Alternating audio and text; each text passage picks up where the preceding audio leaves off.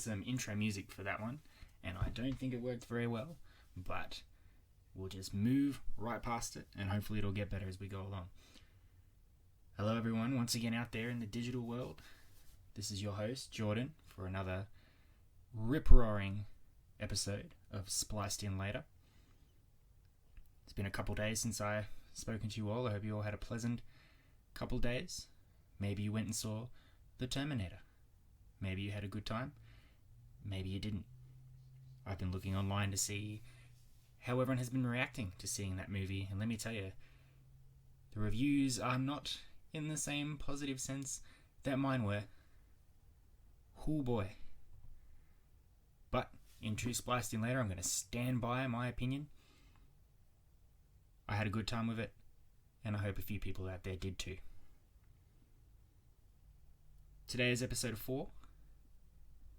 Won't be catching a new movie at the cinemas this week, so it'll be one of your standard talking about an older film, and many of the thoughts and rumblings that are swirling around in my mind as a result of that movie. As I mentioned, I was going to talk about a little gem of a movie that I don't think too many people have heard about, called 3 Idiots.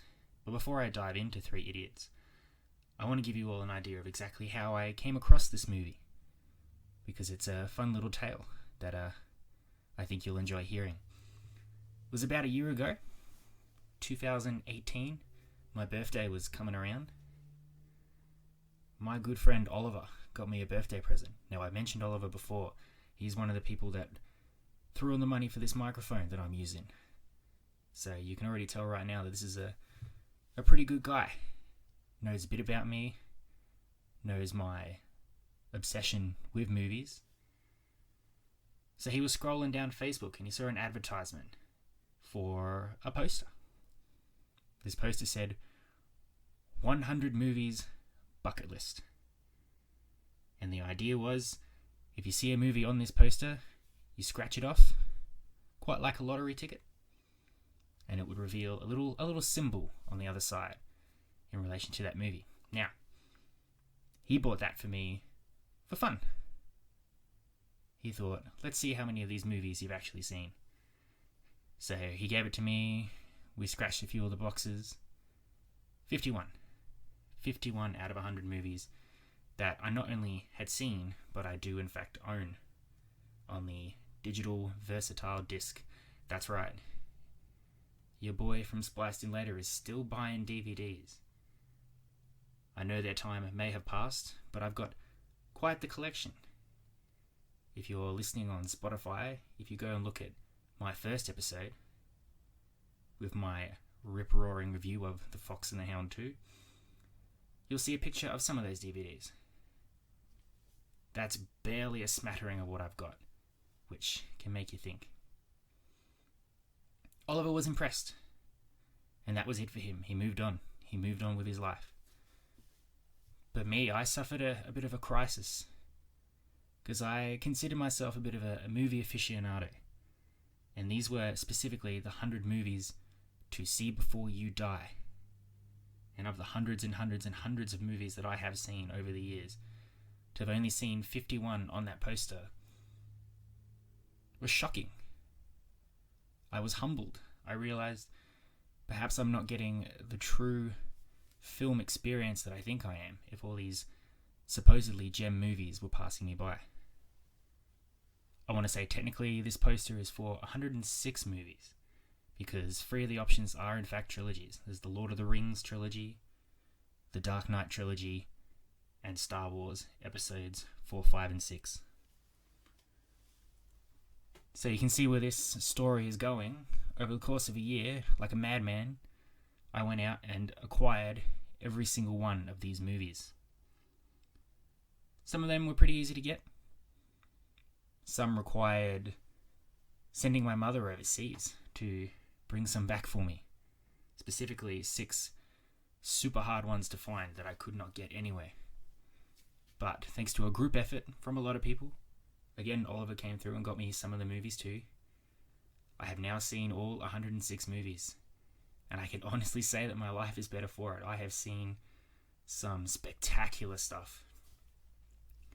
some of the classics on there, like Casablanca and Citizen Kane, obviously. 12 Angry Men, an old one, which may very well be my favourite movie. I'm still thinking about that, but I think I'll come back to that because that is an impressive film that if you haven't seen, definitely check out. Dirty Dancing was on there. I never considered watching Dirty Dancing. Bit of a closed mind, I suppose. I thought, I'm not going to care about a movie about people dancing. Patrick Swayze, who's that guy? I'll tell you who Patrick Swayze is. He is a gem. He is an absolute delight. I loved the arse of Dirty Dancing, which was insane, and I'm so glad that I took the chance with that one. Of course, some of the blockbusters of our time as well are on there. Back to the Future. Some horror films. Again, as I've said before in the past, can't stand horror films, but I buckled down and I watched Alien and Halloween. Again, had a fantastic time with them. And also some movies from overseas that I'd never considered watching just because I didn't think about watching movies which would require subtitles. Which is ludicrous when you think about it, because film is an art that is different in every country. To close your mind to just the Western culture, the English films, or American, or Australian, is insane. You're not getting what you could be getting if you took a chance with these films. So yeah, I checked out The Intouchables, fantastic French film. Seven Samurai, a classic Japanese film. City of God, Old Boy. But there is one film. It was part of the 6 hardest films to acquire. Didn't think too much about it, to a point where it was the second last film that I watched. I was saving Seven Samurai till last because I was told it was probably the greatest film of all time. And it's true, it didn't disappoint. But there was this movie called 3 Idiots. Now, I had no idea what it was about. I'd never heard of it before. It did not show up on any of the DVD sites here in Australia to buy. Googling it didn't give me much information about it, except, intriguingly, that Steven Spielberg considered it one of the greatest movies in the world that isn't his own. So, of course, I had to see it to complete the poster. But it was daunting because it was a 3-hour film, according to the back of the DVD. 3 hours. To experience a 3-hour film, you got to plan your time right. You got to know, I'm going to be sitting here for 3 hours. Hopefully I don't need to go anywhere. Hopefully I won't have to pee. Finally, I found a Saturday where I was able to set the time to watch this film. I thought, I've got a full evening done. Let's just get this movie out of the way. And then I can move on to Seven Samurai. I'm here to tell you right now that 3 Idiots is one of the best films I have ever seen. And if you love film, if you consider yourself an appreciator of film and TV, and you go your whole life without watching this movie, my friend, you are missing out. This movie had me all over the place in terms of emotions, in terms of appreciating the way it was shot, the story involved. It's just insane. Let me give you an idea of what this movie's about, specifically. There are 2 friends. It's told mainly through flashbacks. There's a specific story that's happening in the present day, but it's minor to the actual flashbacks. The flashbacks take up the whole point of this movie. The present day stuff interspliced in between. Again, this isn't spoiling the movie. I would not do that to you. To really appreciate this movie, you just got to know the basics, and then we'll leave it there. But these 2 friends, they hear that a 3rd friend, hence the 3 idiots of the film, who has been missing for years, they think they've finally found him, and they're desperate to find him. And the flashbacks reveal that these 3 friends, these 3 idiots, if you were, attended an engineering school. And the movie is their tale, pretty much, studying at this engineering school. It is an Indian film. It was directed by, here we go trying to say the name, good luck, Rajkumar Hirani. I hope I got that right, because he deserves his name to be pronounced correctly for this film. How do I describe the feelings that I went through watching this movie? It's hard. I'll break it down into layers. First off, it's characterized in film genres as a comedy, and that's absolutely correct. There is a lot of laughter to be had in this movie. The main idiot that the two friends are looking for, who they encounter in engineering, he's one of those people that just lives life the best he can. He's not worried, he's not stressed, he doesn't put his studies or his responsibilities before just appreciating life for what it is. These two friends that he meets in engineering, it's a bit different for them. One has a family that are desperate for him to succeed in this engineering school if he's to provide for them. The other doesn't even want to be at that school, but his dad told him to do it, so he's got to be there. So this main idiot, who I'm going to say is called Rancho, I think that's correct. I'll have to go back and have a look at that, but we'll call him Rancho for now. Rancho teaches these two how to relax, how to appreciate what's around them before they essentially lose it. And of course that's done through a lot of comedic moments. He gets them into trouble. They have a principal who they're constantly running around causing all sorts of mischief.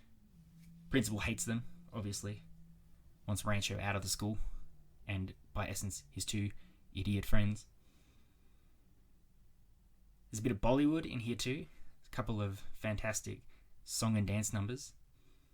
There was one that was stuck in my head forever, and by forever I mean since I heard that movie till now, so we're going on 4 months now. I cannot get that song out of my head, which is impressive because it is sung in Hindi. So I don't know any of the words. And the words I do know, I can't remember what they mean. Essentially the song is saying, life's good, don't worry about it. But it is one of the most grooviest, catchy songs that I cannot remember the words to, which is impressive. But where this movie really pulls through in its supposed comediness is there's some real emotion in here. There are some moments where you feel absolutely miserable for these characters. When they're crying, you're crying. I don't cry in movies, I don't think, too often. I know I've been on the verge of it sometimes. I can feel my heart in my chest. The eyes are welling up with water. It wants to cry. But I guess the lack of a soul is stopping me from doing it. No, I'm just kidding. But I did cry in this movie a couple times. And I think I've never really experienced what it's like to just cry with emotion. You know, we've all cried when we're sad. To cry because you're moved is just a whole other feeling entirely. And I can't wait to find another movie that would make me feel like that. Because what's really great about this movie, and what I really want to stress about people checking out this movie, is how it relates to us in real life. Life is hard. You know, we've all got obligations, commitments we all have to commit to. We all have to find a wife or husband, get married, have kids, buy a house, pay the mortgage, get a good job, succeed in that job, move up in the job, keep getting more money, provide for our family. It's a lot, and it all piles on, and sometimes you forget to actually live. You're worried so much about what the future's going to hold for you that you forget to actually appreciate that the future is coming. You know, you could be dead. There's always someone in the world, unfortunately, who probably has it worse than you. And if you try and not focus on what's getting you down, and focus more on what's getting you up, then you could probably get through life a lot easier, a lot happier. And this movie really shows that to you. You know, we only get one go around on this life, so why should we spend it upset? That's about as much as I'm going to go into this movie. I know it's a bit vague, but I've given you the general gist of it. I've given you the genre, the feelings that you probably will experience with this film. But from that point on, really, it's up to you guys to see what you can experience from this movie yourselves. Everyone's going to be affected differently. I've recommended this movie to a few people. One of my friends watched it, went through all the emotions I did. He was happy, he was sad, loved it. 12 out of 10. This is a friend who doesn't give away ratings as high as I do. He's a bit more stricter with his opinions. So for him to tell me that the movie was 12 out of 10 was absolutely incredible, and I'm so happy he enjoyed it. Another friend just was an absolute mess watching it. The tears were flowing non-stop. So I'm glad that the movie touched him in that way. As I said, it is a film from India, so there will be subtitles. It's interspliced between English and Hindi. I know for some people it is a bit daunting to watch a 3-hour movie where you do have to read the subtitles, but you've got to persevere and give it a chance. If that's the one thing that's stopping you from watching this movie, my friends, you are missing out. I can't stress that enough. 3 Idiots gets my coveted 10 out of 10 rating. So I've got to thank my friend Oliver again for giving me that poster. If he hadn't given it to me, one, I would not have seen another 49 spectacular movies, all of which have been added to my collection. And two, I'd never know about this movie. I would have gone from a whole life not knowing that such a movie existed. And that's missing out, seriously. Convenient recommendation for you, 3 Idiots is available on Netflix. So if you've got that Netflix subscription and you're about to cancel it because Disney Plus is dropping and 500 other streaming services are probably dropping, hold on to it for just a little bit.